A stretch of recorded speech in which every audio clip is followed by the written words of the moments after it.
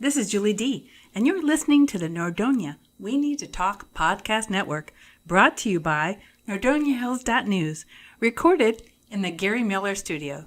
Cleveland Sports Podcast starts now.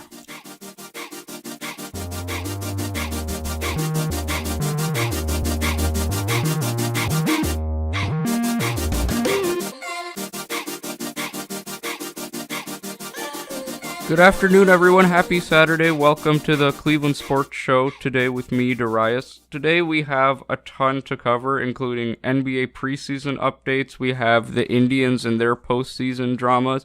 We have the updated standings for the Premier League, and then we're going to give you more news on the Cleveland Browns. But first, to start off, we always have to talk about the Nordonia Knights and how they're doing in their league. They, again, had another home victory. Their third home victory. They're undefeated at home.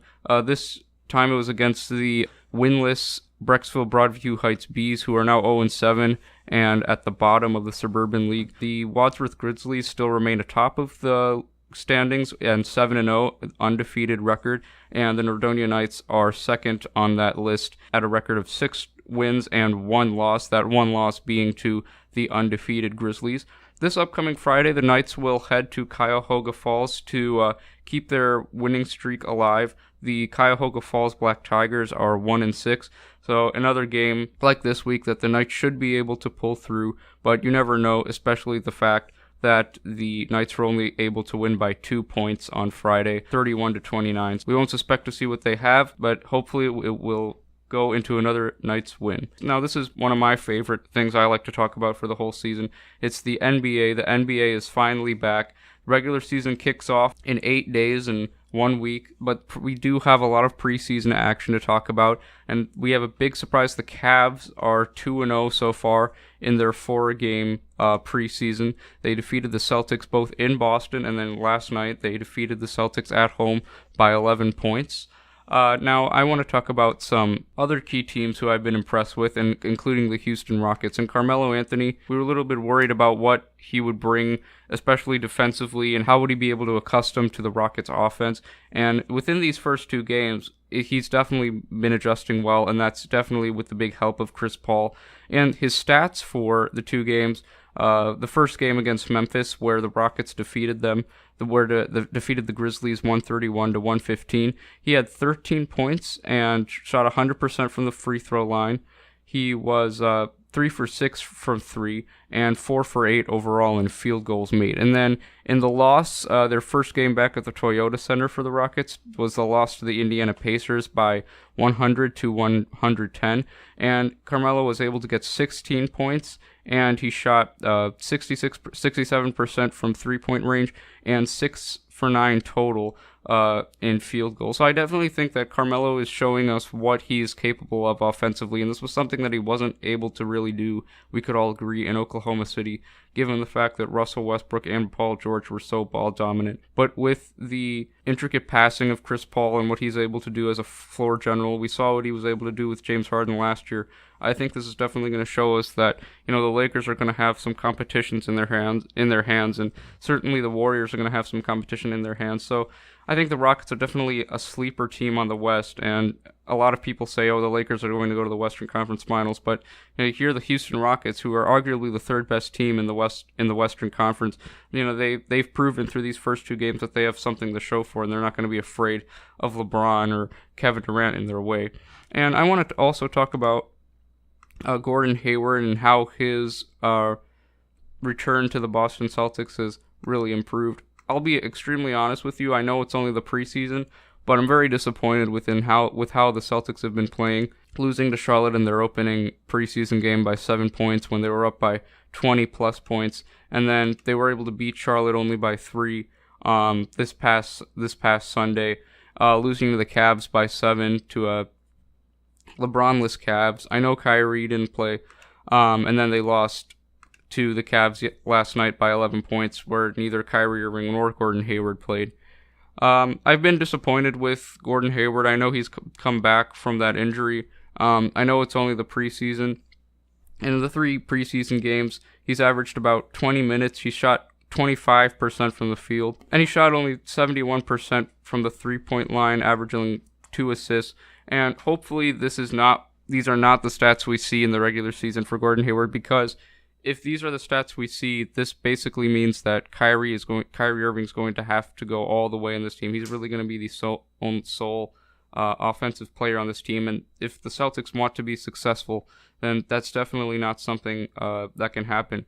We know what Jason Tatum and Jaylen Brown are capable of doing, especially with LeBron gone in the East, but Gordon Hayward's going to have to make an impact, especially on the offensive side, for the Boston Celtics in order for them to be successful and prove to us why they are technically the best assembled team in the Eastern Conference. And speaking of the Celtics, Kyrie Irving is planning on re-signing with the Celtics.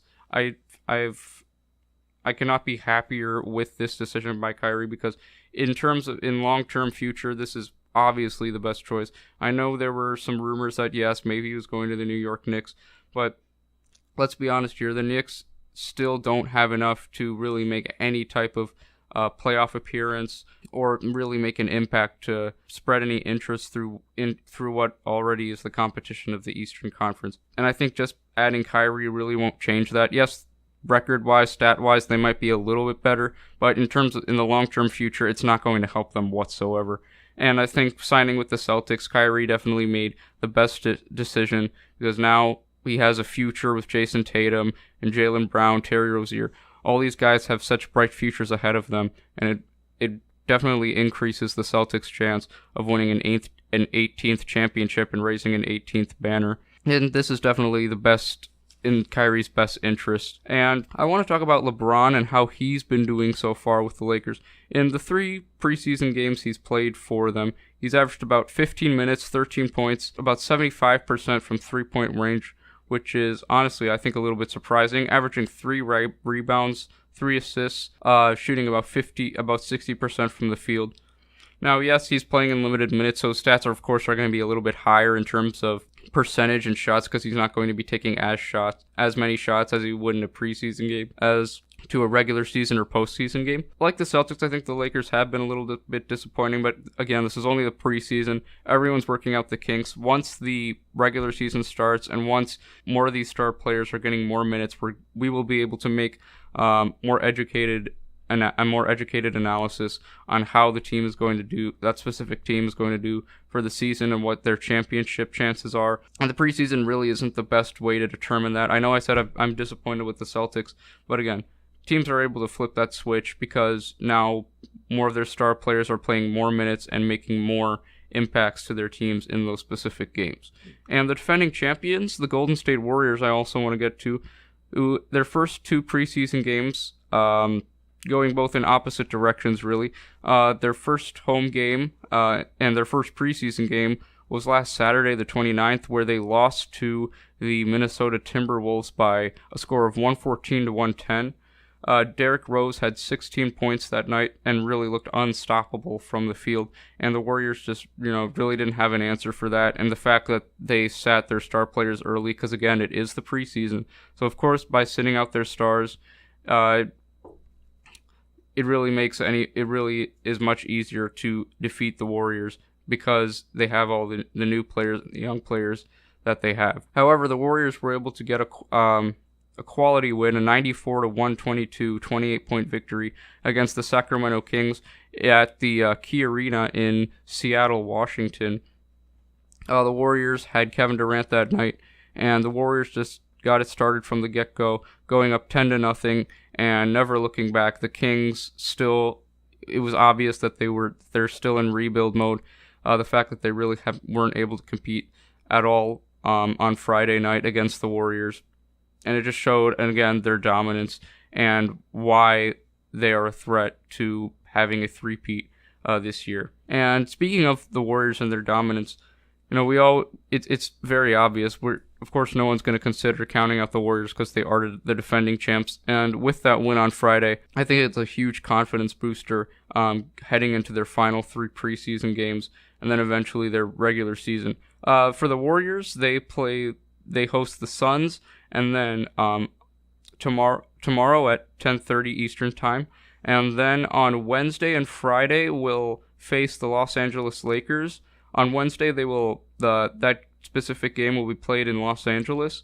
And then the Lakers and Warriors, once again on Friday at 10:30 p.m., the Lakers will head to Oakland to take on the Warriors on their home court. And that is the latest updates in the NBA. I want to get to the Cleveland Indians and their postseason struggle so far, losing game 1 of the division series first round against the Houston Astros, losing their game 1 2-7, and then going down 0-2 to the defending champions by losing 1-3. The Indians were actually up 1-0, but then in the 6th inning they gave up 2 runs, leading them to trail in the game. And then in the 7th inning, the Astros were able to take up one more run and win it home for the defending champions. And so now the Astros have a 2-0 lead over the Indians.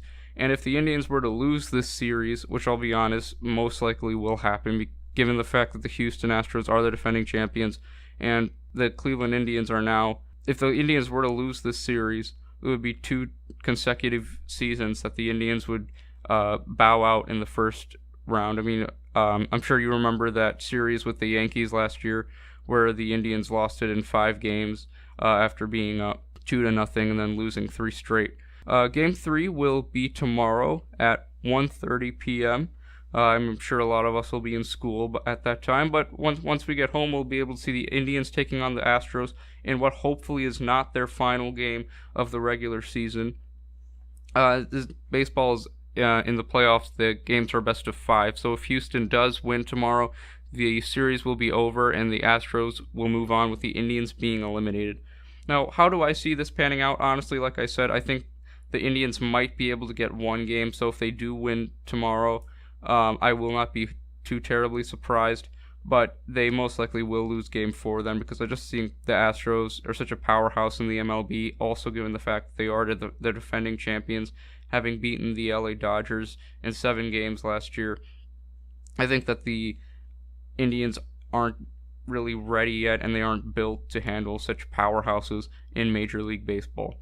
And in the soccer world, we're going to get to we're actually going to take a trip over to England for a bit. We're going to talk about the Premier League this week, and the top teams so far in the Premier League. The season kicked off a few weeks ago, so the playoffs won't be until about May, unlike the MLS where the playoffs are going to begin next month. Now, in the top places, we have Manchester City at number 1, Liverpool are in spot number 2, Tottenham Hotspur number 3, and Chelsea at number 4. There is no specific conference in the Premier League like there is in the MLS. There is no Western and Eastern Conference. It's all the 20 teams of the Premier League. They're all grouped into just basically one huge conference, and they're just categorized by there. So I just named the top 4 teams. If you are interested, Cardiff City is in last place, 20th place, with 0 wins, 2 draws, and 6 losses. And like the way the point system works in the World Cup, I talked about how if a team wins, they gain 3 points. If they draw, they gain 1 point, and if they lose the game, they get 0 points. The same format works here in the Premier League. So, for example, Manchester City has 6 wins, 1 draw, and 0 loss. So 6 times 3 is 18, and you add that 1 draw that Manchester City had, you have 19 points, given the fact that they don't have any losses so far in the season. So yes, you have to apply a little bit of math here if you want to get the standings right. And that's it for the Premier League. We'll give more updates as the season goes on, week by week, what's playing out, I'll give more predictions, especially towards the playoffs as the Premier League begin. And last but certainly not least, as this podcast is going on, the Browns are taking on the Baltimore Ravens at First Energy Stadium. This is a first of 2 home game stand for the Browns, who are actually surprisingly undefeated at home. Remember, they tied their first home game against the Steelers, and then were able to defeat the New York Jets in their second home game, 21-17. So this is the 3rd home season game this season for the Browns. Like I said, the first of the 2-game homestand, first against Baltimore. Then next Sunday, they will be taking on the Los Angeles Chargers at home. Weather, of course, is not as bad, is not as horrendous as it was in the first regular season game for the Browns. No, and we know the huge rivalry that Cleveland and Baltimore have had, especially in the 90s with the Browns moving to Baltimore. It's definitely going to be an emotional game. And the weather is about 73 degrees right now, with precipitation only at 20%, humidity is 83%, and the winds are only at 11 miles per hour. And this really should not have a huge effect on the players, given the fact that like I said, the conditions were not as putrid as they were on the 9th of September, the 8th of September, when the Browns tied the Steelers 21-21. And that is going to wrap the show for today. Thank you very much for listening. We're going to have a lot more next week. We're going to get a lot more in depth on opening night in the NBA and what do we expect that day. And we're going to talk about the Cavs and their season opener in Toronto. So we have a ton of NBA news coming up for this week. So please stick with us. And we're also going to give you more updates on the Browns, Indians, and Nordonia Knights football next week and next Sunday as well. So stay tuned, and thank you for listening to the Cleveland Sports Show.